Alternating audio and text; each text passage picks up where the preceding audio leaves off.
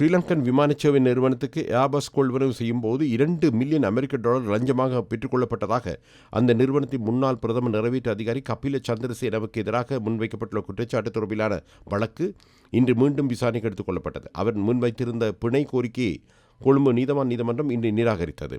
அவரை ஏப்ரல் 2 வரை தொடர்ந்தும் விளக்கமறியலில் வைக்குமாறு உத்தரவிடப்பட்டது. 2013 ஆண்டு முதல் 2016 வரையிலான காலப்பகுதிக்குள் ஸ்ரீலங்கன் விமான நிறுவனத்துக்கு ஏர்பஸ் கொள்வனவின் போது இடம்பெற்றதாக கூறப்படும் மோசடி தொடர்பில் முன்வைக்கப்பட்ட 2 முறைப்பாடுகளுக்கு அமைய விசாரணைகள் ஆரம்பிக்கப்பட்டதாக லஞ்ச ஊழல் விசாரணை ஆணைக்குழு இன்று நீதிமன்றத்தில் தெரிவித்தது.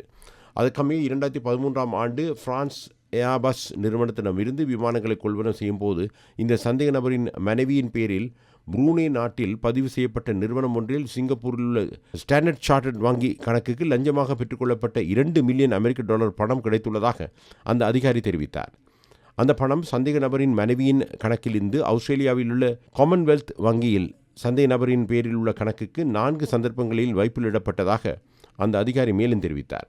அதற்கமைவாக இந்த சம்பவம் தொடர்பில் வாக்குமூலம் பதிவு செய்வதற்காக சந்தேக நபரை லஞ்ச ஊழல் விசாரணை ஆணைக்குழுவுக்கு அழைத்ததாக அதன் அதிகாரி நீதிமன்றத்தில் குறிப்பிட்டார். சந்தேக நபரின் வாக்குமூலத்தில் லஞ்சமாக பெறப்பட்ட பணத்தை பல்வேறு நபர்களுக்கு தான் வழங்கிய விதத்தை அவர் குறிப்பிட்டதாக குறித்த அதிகாரி நீதிமன்றத்தில் தெரிவித்தார். இந்த சந்தேக நபர் 2015 ஆண்டு மார்ச் மாதம் 8 ஸ்ரீலங்கன் விமான நிறுவனத்திலிருந்து விலகியுள்ளார். அதன் பின்னர் மஹிந்த ராஜபக்ச அவரிடம் குறித்த பணத்தை கோரியுள்ளார்.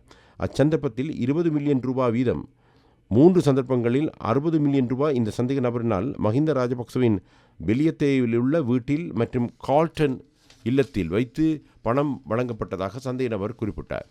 இதற்கு மேலதிகமாக அப்போது விமானச்சேவை அமைச்சராக இருந்த பிரியங்கர ஜெயரட்னவுக்கு $20 மில்லியன் கொள்ளுப்பட்டியில் வைத்து தான் வழங்கியதாகவும் சந்தேக நபர் தனது வாக்குமூலத்தில் குறிப்பிட்டதாக லஞ்ச ஊழல் விசாரணை ஆணைக்குழு அதிகாரி மன்றத்தில் தெரிவித்தார்.